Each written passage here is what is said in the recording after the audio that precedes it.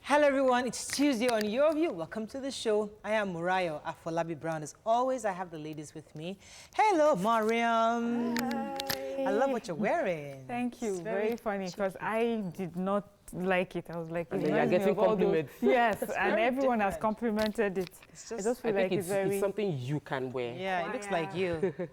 Chorister. Nah. Anyway, I just wanted to say, first of all, thank God I'm seated here in... Safe and sound. Yeah. What happened? I mean, the rain, it met me on the not before the third mainland bridge. First of all, of course, the sky went really dark. Yeah. And usually I pass through Yaba, join Herbert Macaulay to get on the third mainland bridge. And I was so sure that, of course, there would be, chaos because of traffic. But I was so surprised to find one of the traffic management people. I don't know what uniform they were wearing because this particular person was wearing, the person had a yellow raincoat. It seemed like a woman because of her stature, and I just wanted to say thank you. She stood, you could see her standing in that rain and just directing traffic. And if not for that, we would have been stuck, today. So the last one official on duty on third mainland. Well done. When you're working, we celebrate you. So well done. Nima Akashat Zibere. Okay. Good morning. I'm fine, thank you. I want to shout out to a fan of ours. Her name is Ogundari Omotola. Her mother turned 60, and she sent this message. I looked for it, I couldn't find it. Happy birthday, ma. May you live many more healthy years. Happy 60th Yes, birthday, happy 60th birthday. And yesterday, I don't know, maybe there's this cold. I just kept feeling so tired. So I wanted to sleep. My kids would not allow me. Drinking the black seed that you always preach we all drink. Of course, that's a daily routine. I don't get tired. Helped me when I was have too many of that, but I couldn't still get the sleep I needed. So still just walked out. I think I need to just take a break. Take a few days off. The distances that I had to drive the whole of last week. That's what it is. Thank God. Somebody actually told me to, but I can't remember. I'm trying to find the message. But anyways, but I know that last weekend was Madam Princess Kazim's 60th birthday. I mentioned it on Friday.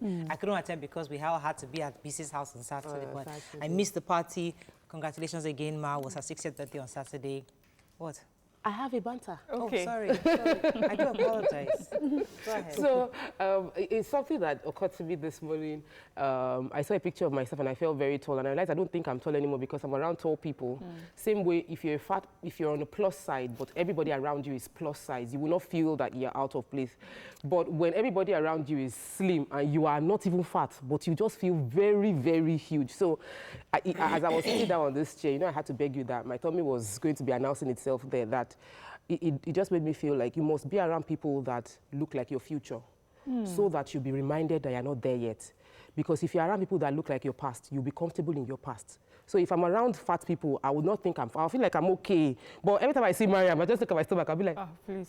And it happens every day. Once I see her, I'll remind myself, like, keto is the way to talk, but keto will work for you, and you are eating everything eatable. But just be around people that would remind you that you are on a journey, and they would be pushing you back. So just continue being yourself, Mariam. You are reminding me to live healthy, and every time I see you, I remember that. You know what to do. You look do so what you need pretty to do. today. I love your earrings. Oh, yeah. Honeypot hooked me up. I'm enjoying the gag. I'm not allowed to talk now. Yes, please. Anyways, it's going to be a fabulous week. We're excited about everything. Let's go on a quick break. When we come back, we'll go through the front pages of the papers. Stay with us. We'll be right back.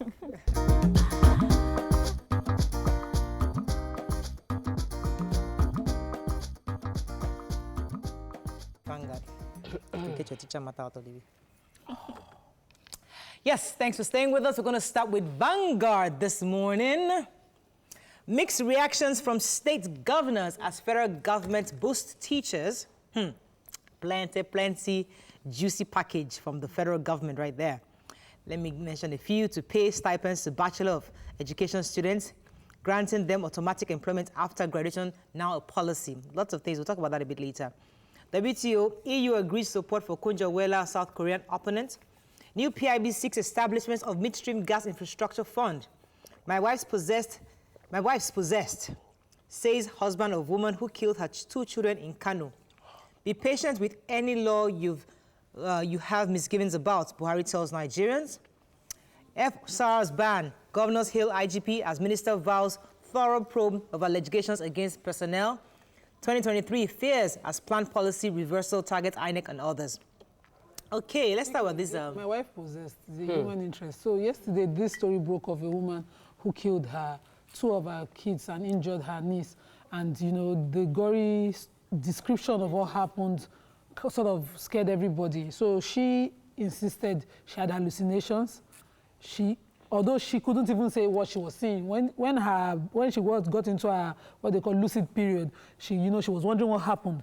But according to the niece who survived, she said she kept saying the children were trying to attack her. Yeah. And then she at some point attacked them and sort of dealt with them, and then she killed her two biological children. And the husband's account and the niece's account shows that this woman would have these hallucinations on and off. When she had them, she would call the husband and say that there are two grown-up adults in her house, a man and a woman trying to attack her. She would describe the husband himself in a different way. She describes the niece as someone coming to attack her. So I think we joke too much with what schizophrenia. Yes. This form of mental health issue is such a serious one where you could wake up and your loved ones will have monster looks. You could have them, and there's this even the beautiful mind. This movie, spiritual thing. So they all call this spiritual, and then the woman would not want the recitation because they are Muslims. Recitation of the Quran in the house. She want them quiet and all of that. And instead of taking her to hospital, they try to deal with it. Possessed. Yes. This woman has. In fact, she's a qualified medical. She works with the federal government in one of the established companies. So she obviously had a mental health issue, and they dealt with it the wrong way. Sadly, we've lost two children. I wanted to take the NNPC unbundling story. It was really confusing when I heard that the proposed petroleum industry bill of 2020 will be unbundling NNPC, because I remember that 2 years ago we had the PIG, that's the Petroleum Industry Governance Bill, which was supposed to unbundle the same NNPC.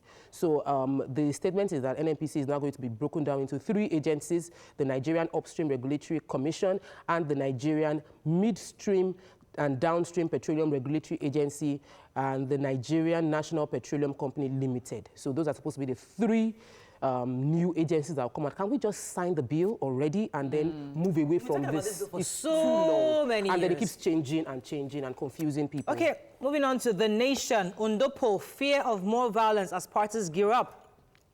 Massive incentives for teachers. Ikiti teacher is nation's best, and that's him there being presented with car keys to a Hyundai.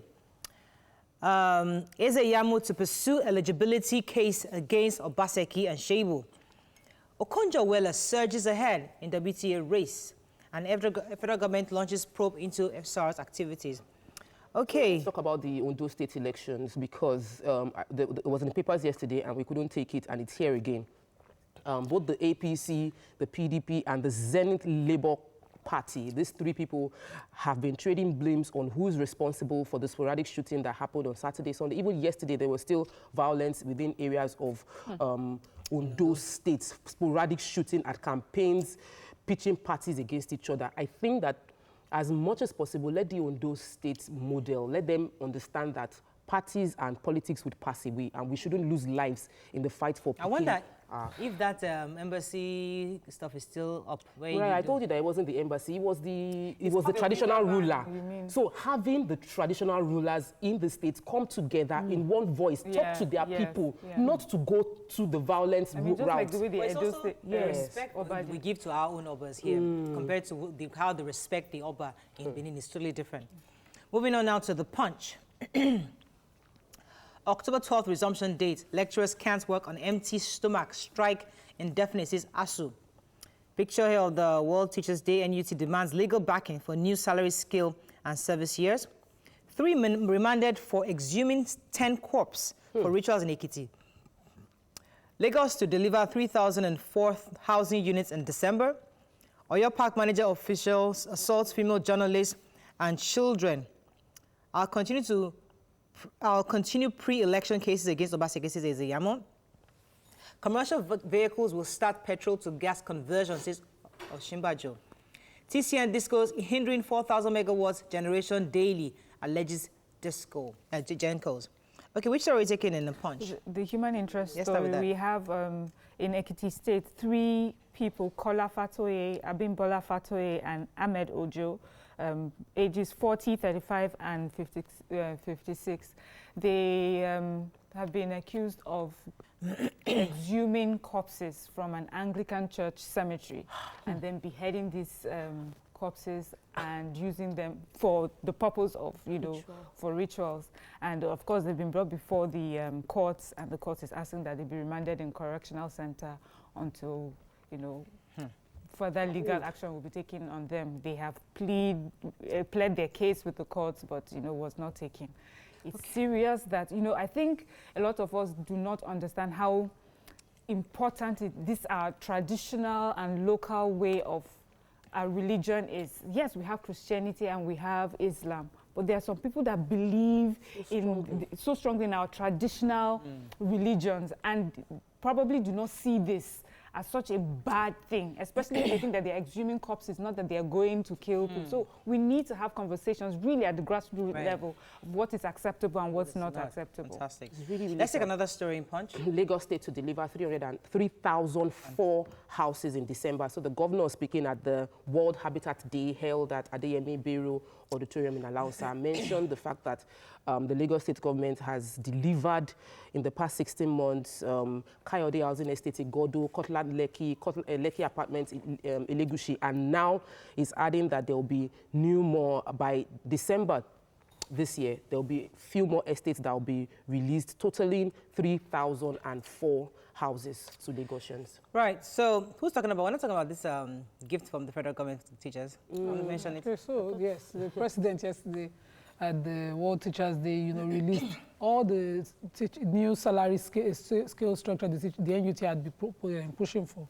So now an NC graduate is supposed to take about 310,000 naira monthly, while the BSc in education graduate would take 350,000 naira monthly. Several other incentives, including special packages for teachers in the rural areas, special housing for teachers in the rural areas, scholarship for the children, and immediate admission for children of teachers in rural areas. A lot of, laudable things that teachers wanted. But as Nigerians, of course, we always put suspicion inside. No, it's not even Nigerians. It's Lagos State. Lagos State government has argued that the federal government cannot dictate to states all state what to governments, pay teachers. All state governors and government took this with a pinch of salt. They all had their, their I think we'll talk let's talk about it a bit later. We'll focus a bit on it a bit. Let's move on to Daily Sun. We have to wrap up on this. Governors back IGP on FSAR's ban. Schools reopening. Federal government deploys 60,000 voluntary environmental health workers in 724 local government areas. Push for reforms. If uncomfortable with laws, Buhari urges Nigerians. 2023 presidency, Igbo youth slam PDP chair over no zoning comments. And NUT jubilates as Buhari approves new salary structure for teacher. Retirement age now 65. Service years, 40 years. Okay, lots of good news on that end, but as you said, there's a lot of skepticism in different places. We're discussing SAS tomorrow. Let me just announce to people again, because everybody is tweeting, why haven't the ladies of your view discussed what's happening with the SARS? We will discuss it comprehensively. Yeah, we don't just want to lament. Well, in the papers today, they did say that the governors are, I'm a bit confused, because the paper is saying that the governors lauded the fact that FSARs were being banned. But what I thought the press release was saying is that they were banned from certain patrol, stop and check, and all that. So not that they were banned totally, but we'll get that clarity tomorrow, because here governors celebrating, saying that they are backing the IGP on the FRS bans, which we are saying, I'm not sure that's what the government had said outrightly. Get to the Tribune. I think it's in the Nigerian Tribune. The story of the Nigerian scientists developing a faster test kit for COVID-19. Oh yes. Yes. So the Director General of Nigerian Institute of Medical Research, Babatunde Salako, said that this test kit costs less than $25, but not as effective as the PCR, of course, but it's quicker. It can bring out a result in less than 40 minutes, and it could be operated by. Anybody could be trained immediately to operate a machine that is, mobile. Okay, since we're talking about inventions, let's just say the Vice President had said recently that the federal government is looking for how we can use compressed natural gas and that this is something that is quite easy, and that in Edo State it has started already with the Dangote over 4,000 trucks already using that. So that's good news, I think. Yeah. Interesting. Okay, unfortunately we have to go on a break. When we come back, we'll discuss our next topic. Stay with us, we'll be right back.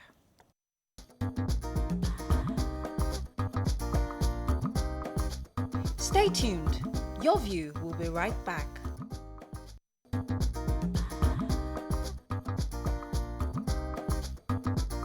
Welcome back to Your View. Thanks for staying with us. So yesterday was World Teachers' Day, and the president reeled out some new incentives for teachers in Nigeria. And many have responded, others have cautioned that the teachers shouldn't get too excited. Others are saying this is a good step in the right direction. Today, we'd like to hear your thoughts on the gifts, we would say, the president gave to our teachers yesterday. I'd like to list out a few of the things he had mentioned. It's in all the papers this morning. First up, he says, the special salary scale for basic secondary school teachers, increase of mandatory service year from 35 years to 40 years, construction of low-cost houses for teachers in rural areas, special allowance for teachers, peculiar allowances for science teachers, automatic admission into public schools for children of teachers, and they're also going to enjoy free tuition, automatic employment for education graduates, provision of loan facilities for agriculture, housing, cars, motorcycles, amongst others. And the salaries were increased to about 350,000 naira for a certain grade. For NCE. For NCE, and 300,000 naira for 310 for NCE holders and 350 for graduates. So some are now saying, is this a Greek gift or is this actually realistic? It's one thing to pronounce it. Some NUT spokesperson was saying that this needs to be backed by law for us to actually know that it's for real. Because it's one thing for the president to say it, it's another thing to actually have it implemented. But what are your own general thoughts? Do you think this is necessary in the first place? I support the teachers who are asking for it to be backed by law, because we've seen the debates back and forth on the minimum wage increment, and how it didn't even extend to them, and how a lot of other states had to defer by what they paid, and the argument back and forth. The teachers now have waited forever. This agitation has been forever. And it seems to me that in the present realities that we are now, when the federal government is saying, no, let's take out subsidy, things are tough, this is the pandemic, the economy has been battered, we're indebted and all of that, and they're proposing this. It's almost like, let's just tell them something good in 2020 after all these years. The president, because I really would love that the federal government show me how this dream will become a reality for these teachers, so that they're not just rejoicing and then they wait another 1 or 2 years or several more years, like the ASU, waiting to implement what they've agreed on today. So I would love to see that reality. The Nigerian Union of Teachers, Nasir Idris, expressed his own dismay that the 30,000 naira minimum wage was approved in April 2019, but hasn't been implemented to teachers. And all the governors have said that this is not realistic. The governor of Lagos State specifically said that you cannot, from federal, determine and dictate what states should pay to teachers, which buttresses the same thing that happened with minimum wage, where the federal government gave a blanket 30,000 naira minimum wage that was not realistic or implementable within the states. The states can't follow through. Many of the states can't follow through. Many of the states are insolvent. They can't pay it. But now there's agitation that you must implement it. The federal government has declared that this is the minimum wage. So when you now declare this for secondary school teachers, because really it's more applicable to secondary school teachers, and many secondary schools falls under the states, they will now be compelled to find a way to make it work. Why don't we domesticate? Let each state handle the education based on, and some of them are really good. Some of them are really, really, I think they are very good ideas, but can we afford it? Okay, go ahead, Mariam. Before I let you go, let me take Yakub. Yakub, are you there? Okay, go ahead, Mariam. Good morning to everyone in the studio. Morning.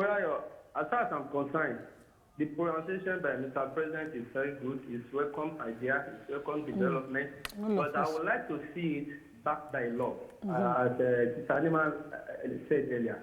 You see, the only teachers that can enjoy this for now is the teacher that teach in Unity School. Yes. Because the minimum wage of 30,000 naira, as of today, some states still hold almost 12 months, 9 months, 6 months. Yes. They owe these teachers.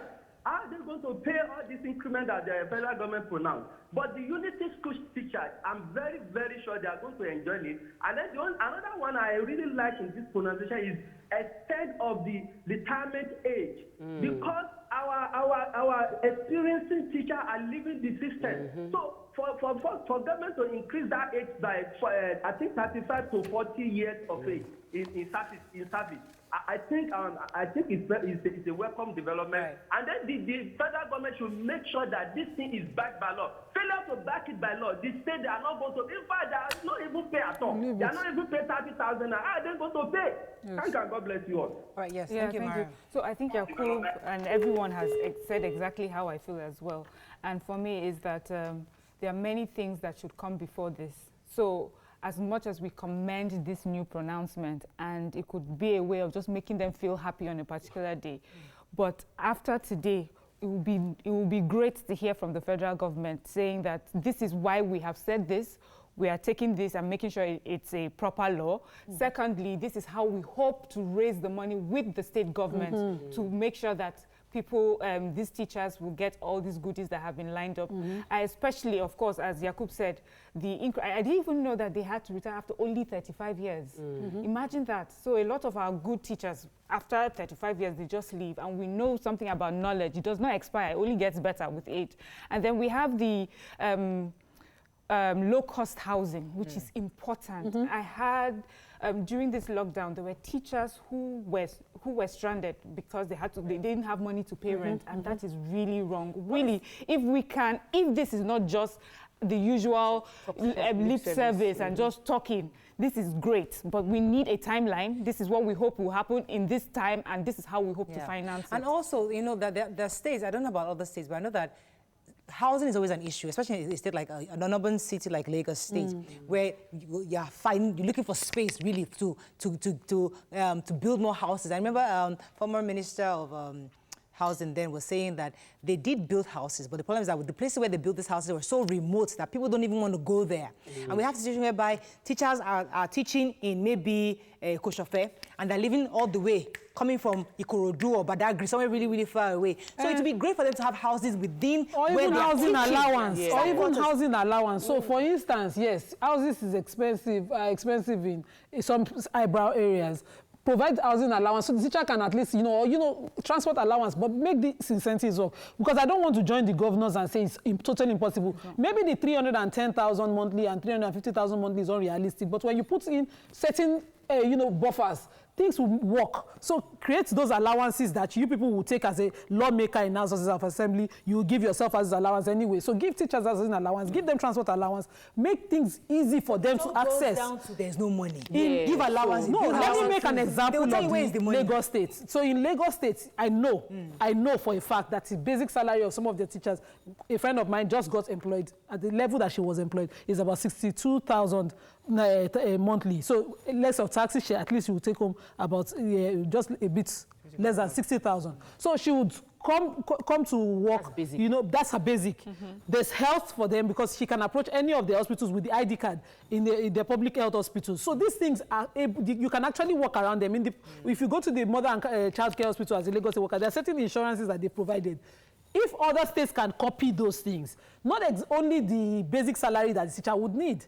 The truth is, yes, they do need those increments because they've increased for judges, they've increased for other areas, but these teachers have waited forever for that. But don't say it's totally impossible. Yes. Create other incentives that make it easy for them to work. Non-financial incentives, but I remember over the weekend we were discussing about education decay, and my husband kept saying that the issues are not just money, it's about the discipline that teachers used to be revered, and when you come into the school, you're meant to have your uniform really, like, there's respect for teachers, and those things as a society, as our leaders, we must impute it back, that teachers must come to class, there should be no tardiness, teachers must represent what is right to the students, and we must applaud them. So one of the things that was mentioned is that the future of Nigeria will be a function of the quality of education delivered to our children today.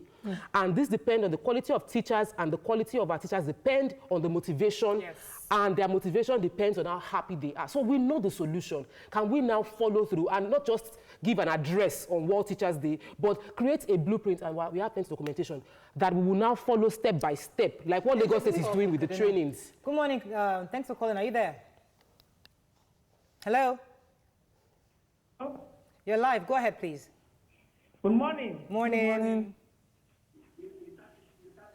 Hello? You're listening to the television. Please listen to me. You're live. Go ahead, please. Good morning, Morel. Morning. Oh my.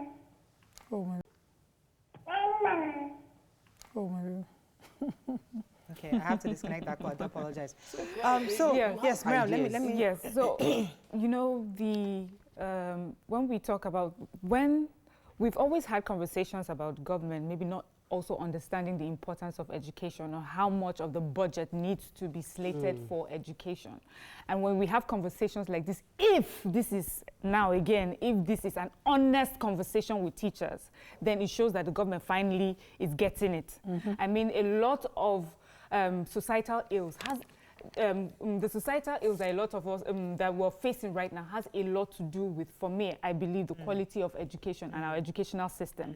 And just as we've read in the papers, it shows that if the teachers have a better motivation, have a proper motivation, a proper incentive, they will do best. They'll do really well at schools. I want to use an example where recently there was a video of a teacher who was sort of paid bribe by students. And then we have teachers who ask children to do things for them, run around for them, or bring money to them. So first of all, if I were a teacher and I had a house that I go to, and I was paid really well, I know that my only duty is to teach you well and make sure that you do it right. But if I'm struggling with feeding myself, feeding my family, and then there are these students who have lots of money to throw around, you know, I'll be forced sometimes to make some bad decisions, you know, like, okay, I'll put some things that, when we have students get grades that they were not meant to get because they can pay for it. So if we really are serious. So, I mean, I agree with you, Mariam. And I think that, I want to be clear that we're not against what the president has said. We're totally in support. We're just worried that how realistic is it? Because imagine if we got this announcement after 3 months of removal of subsidy, and you say, I've saved X amount of billions. Now this billion, I'm going to now redirect it to help teachers. It sounds believable because now we know that where the money has come from. But when you're just still trying to grapple with removing subsidy or not, and you're now saying you want to come and give us this gift, people are thinking, how realistic is this? We cannot even think of cannot exhaust the amount of exploitation teachers in private schools suffer.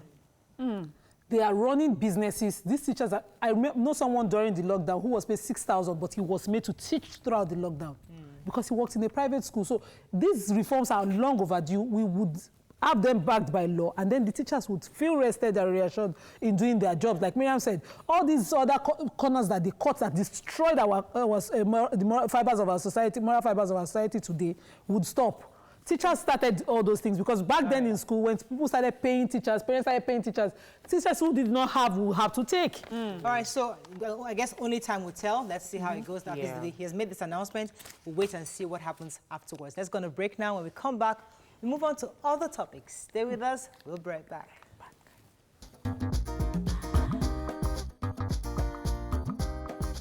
Stay tuned. Your View will be right back.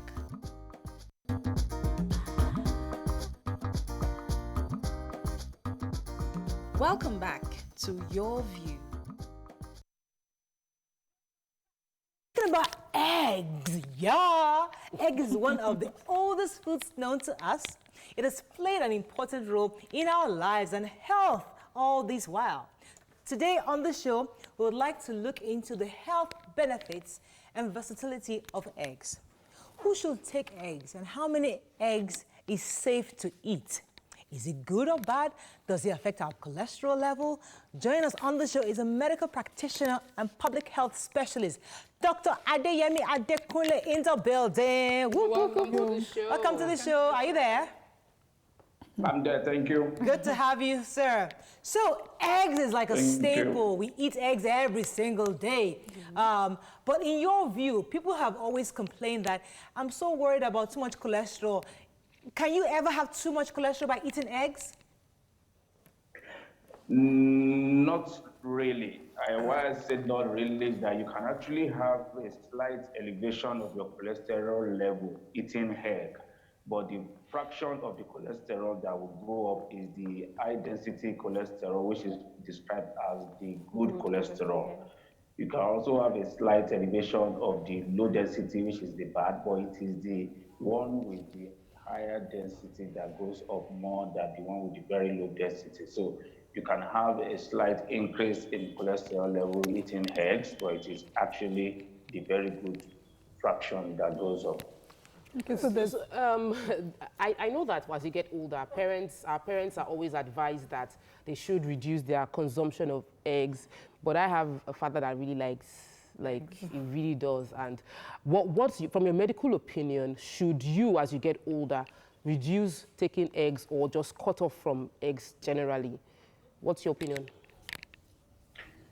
Well, growing up, I think it's better to advise that egg, but to cut off totally is not advisable because there are nutrients and there are advantages in eggs that far outweighs the disadvantage that people get from cholesterol. However, for a few people that are having some cardiac problem, which definitely they have not due to egg intake of cholesterol, they also have to reduce it. But going off eggs totally is not advisable because of the truth. The benefit of eating egg across all ages far outweighs the disadvantages.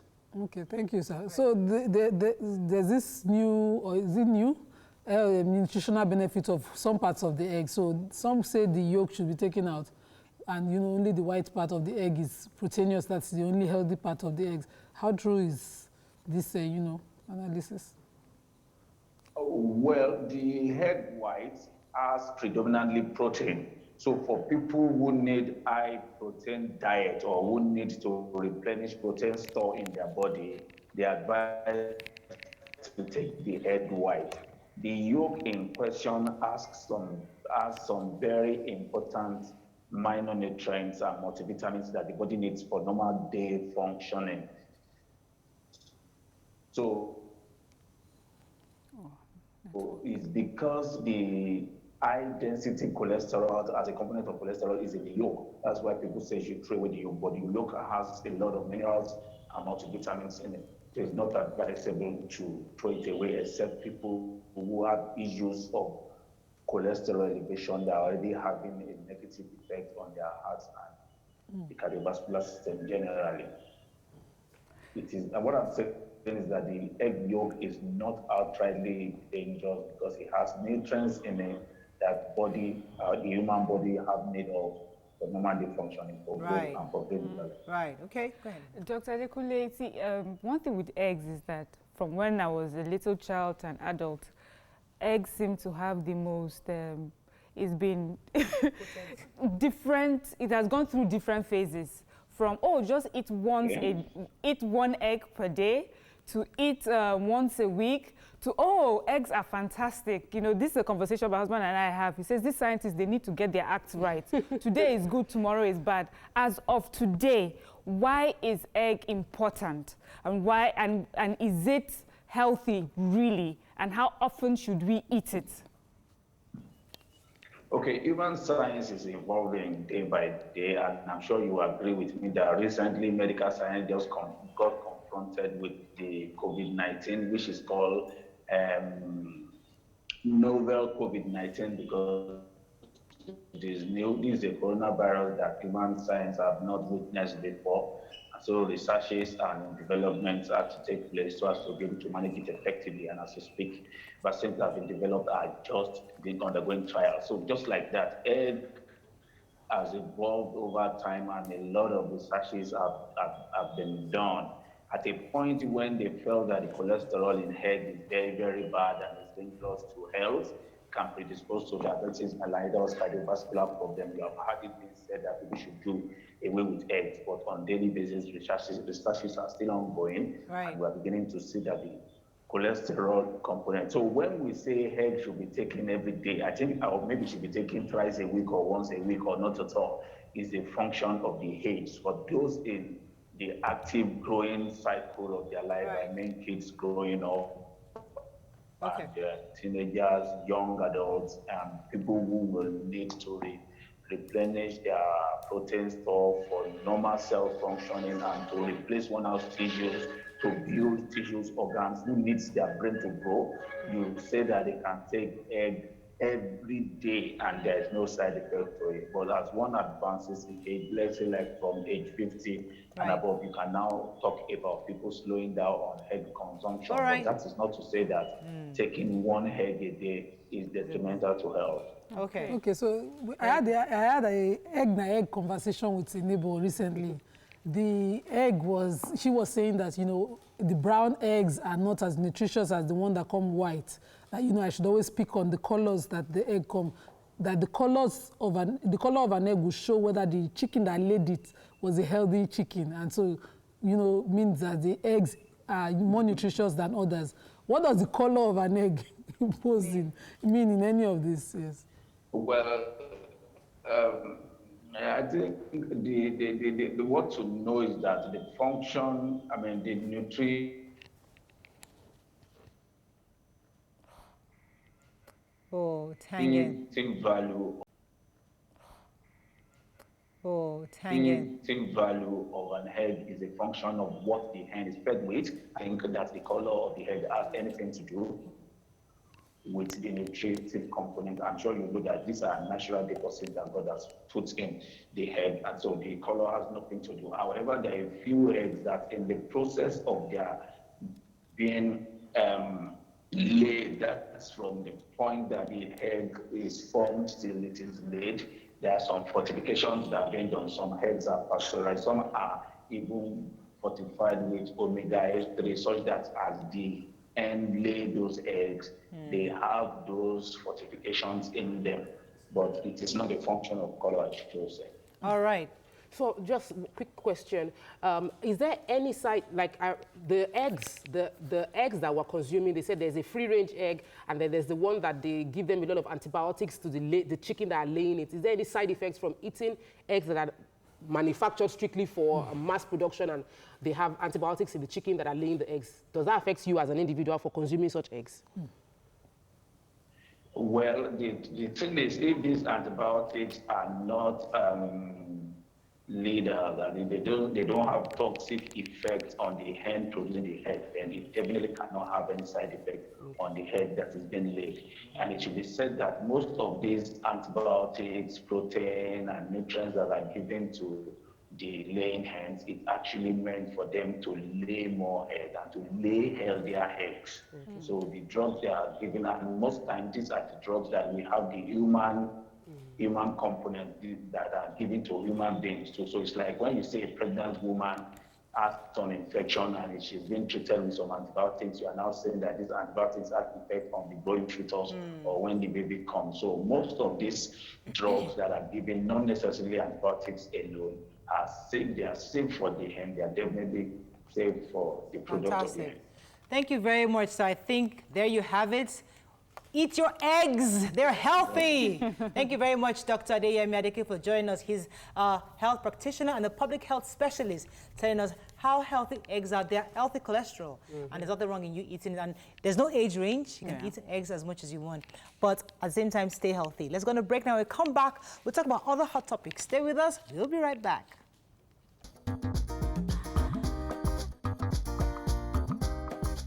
Stay tuned. Your View will be right back.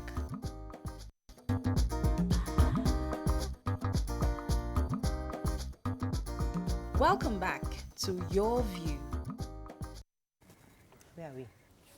Thanks for staying with us. So every October is being marked as the Breast Cancer Awareness Month.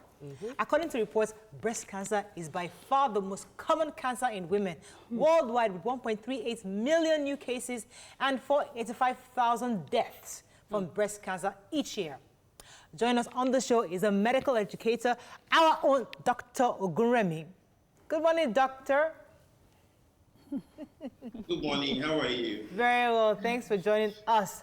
Right. So it's World Breast Cancer Awareness Month. And Obviously, we need to keep talking about it. I know it's a conversation I've been on for a while, and many women are still yet to get tested or checked for possible breast cancer. Could you let's start from scratch. What is breast cancer? How is it detected? And how can we know if we should get checked? Okay, so if we talk about cancer generally, anywhere in the body, when we have tissue, there's a chance that some of the cells in the body can just go haywire. They just become sick. And then they continue to sort of replicate. The normal thing that happens in the body is the cells break and break and break. That's what forms our body, the tissue that we feel. So some of these cells, all the cells in the body, anyway, not some of them, all the cells have a period when they're supposed to die. You understand? So there's a programmed death that happens. But in cancer cells, they lose their ability to die, so they continue to replicate. And in some cases, they lose the ability to also attach to the tissue around them, so the body can't take care of them. So they become just crazy, and then they keep going. So then, when that happens, we say that cancer had occurred. So that's cancer. Cancer happens in one cell, it grows, and then it gets bigger. If we don't pay attention to it, then it gets to, it becomes very big that you can feel a lump.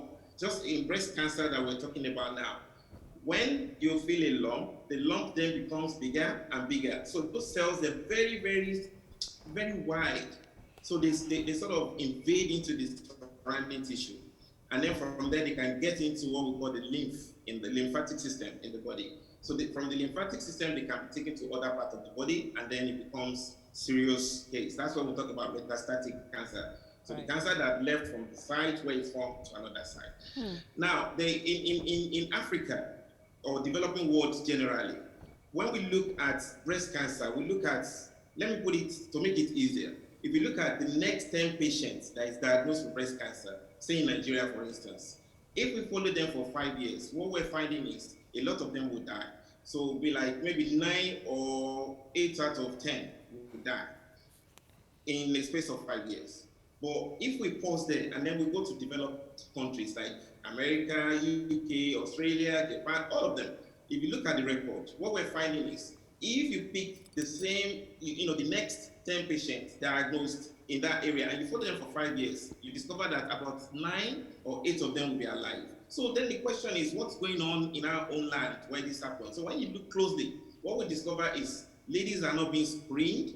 So the patient we're picking here, they're coming when there's a big problem. Like I said earlier on, one cell, it grows and then becomes big. When it becomes big, then, it moves to somewhere else. When it gets to somewhere else, it could be in the liver, it could be in some other tissue. Then people then present with whether with pain or symptoms that shows the problem in the other side. And that's when our ladies are presenting. So it's too late, far too late. In the developed world, they have short screening programs whereby ladies go maybe every 3 years, maybe every 2 years, maybe every 1 year, and then they would then get them checked. They check the breast when there's no problem. They check whether there's any problem there. That is screening. So they screen their own patients. Then they pick this patient at a very early stage. It might be maybe a few cells have been affected. At that point, it's easier to remove that cell and cure these people. So that's why they live longer. They live past the 5 years. If you pick patient earlier, they can live, long. Right. They live a normal life. Every commemoration of breast cancer, I always say this to what you just said, that, in those countries, they have health insurance. So if you find out something, it will not kill you. But here, ignorance is bliss. If you find out something, you will die before the solution comes, because the fear of never being able to access a solution to that alone or not being able to afford it is the reason why people don't even go for screening. Every day they bring out free screening for breast and all of that. People don't go. So what solutions do we have that, would encourage women to come out to have this test done? Okay. Yeah, thank you so much for that. I mean, I've been around in the country now for about 1.5 years to work on, and I've screened, we screened quite a large number. This year alone, we screened close to 10,000 ladies. Last year, we screened about 4,000 ladies. Now, what I discovered is there are a lot of challenges here in Nigeria. The hallmark, and you're very right there that, awareness, one, is a major problem. So then ladies Even when you want to do it for free, like you said, they might not turn out.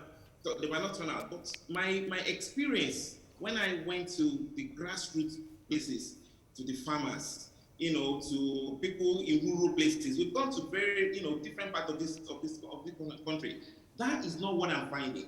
When we ask people to come, once they understand, they sort of engage. The engagement is really high. We screened recently, I think about 6,000 in one state within the space of 10 days. So if the challenge majorly is one, people think when they have cancer in their body, they might think that's a death sentence. Mm-hmm. But like I said earlier on, if we pick early, then it's easier to cure. And we need to educate our people. We need to create that awareness and let them understand it. When they understand that, they come out. Some people will come to the screening center and say, "Oh, we're not screening." But when I sit down and talk to them, they sort of engage. And then they're the one that we even proactively want to come for the follow-up screening, which is very interesting. So there's a bit of that education that we need to do. Then again, people don't have money, like you said. When it's too expensive, just last week, we're organizing a screening. And then in a place we have to screen for 25,000 naira. It's really expensive. Yeah. Mammogram is the all-mark screening, that was supposed to be used for screening. Yes. For in our own land, 25,000 naira is a lot of money for people. The cheapest that we got last week was about 9,000 naira in Lagos. So if it's 9,000 naira, people would think, I'm not sick now. Why would I go and use 9,000 naira to go and screen? Mm-hmm. So, and then the mammogram is really not even available. And that's why it's expensive. If we have a lot of it, it won't be expensive. And when it's available, to maintain it is another challenge. So we need to look for something simpler and easier for us to use and cheaper. Okay. And that's we have it. Yeah, sorry, carry on. Yes. Okay, so I wanted to ask you, because you were saying we're not doing enough screening, but I think that as we generate awareness for screening, the real issue is cure. The issue is treatment, availability of treatment. That's like the crux of the problem. Because I know someone who's gone through the same journey, and they confirmed that the person has breast cancer, and that if you when they went to general hospital, the queue, like you have stage 1 breast cancer, but they're telling you the surgery can only be done in a month or like 2 months' time. So when you're confronted with that, and breast cancer is something that you should take out immediately, not something you wait a month, but they'll tell you they have a lineup of surgeries they need to do at the general hospital. People are already waiting. So how can we improve the ratio of oncologists to patients in Nigeria? How can we improve access to treatment for breast cancer in Nigeria? That's a big challenge, a very, very big one actually, because even at the scale at which we are screening, we find people who are positive. I've personally had to pay people's, treatments when they can't afford, the care. Now, the number of, unfortunately, we're losing a lot of our doctors because of the system that we're running in this country. A lot of doctors are moving abroad. We have so many of them that are abroad out there who are Nigerians who can actually do the job here. But you can't blame people when they're not being, paid, they're not being, supported in what they even do. So it's a big challenge. And I think the way I've seen we can do this is working with the government. Now, if we have a screening program that is quite robust, you understand? If we're at primary care level, we have a very robust screening program. And then these ones that we're picking, if we have a package where we can support them, a package, I know in Nigeria now everything is out of pocket, which is challenging. But there are some grassroots insurance sort of type scheme that can be run, looking at,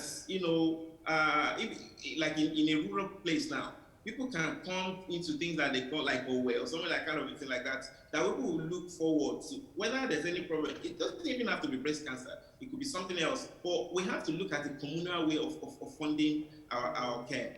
And then, obviously, if we're able to do a proper screening, we have fewer people that will be bringing to utilize resources, which we might be able to, find a way of supporting the care of those ones that are positive. I don't know whether that makes sense. Right. Okay. But it is a big challenge. It is a big challenge in this country. Let's go on a quick break. When we come back, we'll continue this conversation with you. Stay with us. We'll be right back.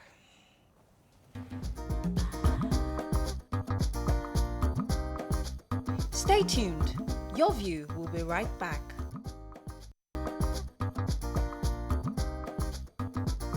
Welcome back to Your View. Thanks for staying with us. We still have Dr. Oguremi with us. Yes, Mariam, you had a question. Okay, Dr. Oguremi, most times when every year we talk about the Breast Cancer Awareness Month, we have the same conversations. And I would like to know if there's any scientific or medical breakthrough in the past, let's say, year or two, and what are those breakthroughs that the Nigerians can have access to? Yeah, it's unfortunate that, year in, year out, we come back to the same table again. And I said this somewhere recently that, look, in our land or in developing countries, in Africa, we need to start thinking inwardly and looking for solutions for ourselves. Now, I was talking about mammogram earlier on that, mammogram really wasn't really made for us. It was made for the temperate. And that's why you have a mammogram, you need air condition. It dust on the plate of your mammogram will pack up. You need to get people to fix it. So, and then a lot of people can't access it. We need to look at something inwardly. I found a particular device called breast eye, which is more like an illuminator. We will use a red light. There are different technologies coming out in America, in India, in Europe. But this particular device is very, very easy to use. And, it uses red light. And you can shine the light through the breast, and then you can see, based on the blood vessels that come early when there's, when the cells start replicating, you can see those blood vessels early. And it makes screening so easy and cheap for us. We have used this device for a lot of the screenings that we do. It makes us to bring the cost of screening down to as low as sometimes 500 naira, 1,000 naira. Fantastic. You understand? So, which is what we need to be looking at. In terms of the treatment, there are various treatments, options that are coming out, but that's not my remit. I'll leave that to the surgeons to educate us on that. But in terms of what we do, early detection is what we need to be running, for. Talking about early detection, see, Dr. Oguremi, I'm on this table. Because someone like me, I have all the information, I have all the data, but yet I have not gone tested. I've not even gone to get myself checked in recent times. And obviously, you can say busy schedule. There are women, there are working class women who are constantly on the run. And we just haven't had time to just take a time out to do that. So people like us, I mean, I have no excuse. But people like us, what can you do to drill it into our brain to go and get us? That one. Number two, there's also there's also a mass. My second question is, there's also a mass in our breasts. And sometimes women get confused that this mass is there. How do I know if this is a cancerous mass or just this is a natural mass in our breast? So how do we know the difference? So those are the two questions. Yes. Yes, thank you. So in terms of, busy schedules, I think what I launched in the past 1 year is to say we can screen beyond borders. If the device I talked about earlier on, what the device can do for us is we can screen anywhere. We can screen in the office. You can screen at home. You can screen yourself and look at things. Apathy is not an excuse. The fact that we do not do it doesn't mean that it can be a problem, and then we should go beyond that. So if we can, innovate a way that we do things locally, we go to people's offices to go and screen them in the office. We go to marketplaces to screen, and that, I think it's a very simple device that people can even have in their own offices. So if you have the device, you can just screen anywhere. Basically, that's the advantage of it. Then, in terms of what was your second question? Sorry. No, the natural mass in a woman's breast. How do we know the difference between that one, the mass? Yeah. Yes. So the important thing is, if you feel any mass in your breast, get somebody to have a look at it. Get a professional to have a look. It's quite difficult to say this mass is not cancerous or that one is cancerous. Sir, devices like breast eye can discriminate. Sorry? Is that the breast is naturally lumpy. Sir, the breast is naturally lumpy. So what we're saying is, how do you know if the lump you're feeling is different from the lump that you usually feel there on a normal day? Or the ones that come So when you're if a lady, if a lady examines herself frequently, there are times you know what your breast feels like. There are some lumps that just been there for ages. They're not, you know them. But if you find any additional lump that's not there, something that I personally do not, I don't feel comfortable when there's a lump in the breast anyway. Any lump in the breast is meant to come out. If there's a lump in the breast, get it out. That's my own advice. But there are some lumps that they're not cancerous. But before you can say that, you have to investigate. We definitely have to investigate. Nobody can say a lump is cancerous or not, unless we take a biopsy and we do histology. That is the confirmation that a lump is not cancerous. Okay, however, there are ways by which we can suspect that this looks more cancerous than the other. It could be by way of examining with your hand a lump that is hard, that is craggy, that is fixed to the skin, fixed to the chest wall. Those lumps they're more cancerous sounding than a benign lump. And then until you take them out and have a look and then slice them and look at them under the microscope, you can't see what sort of cells is in there. Thank you.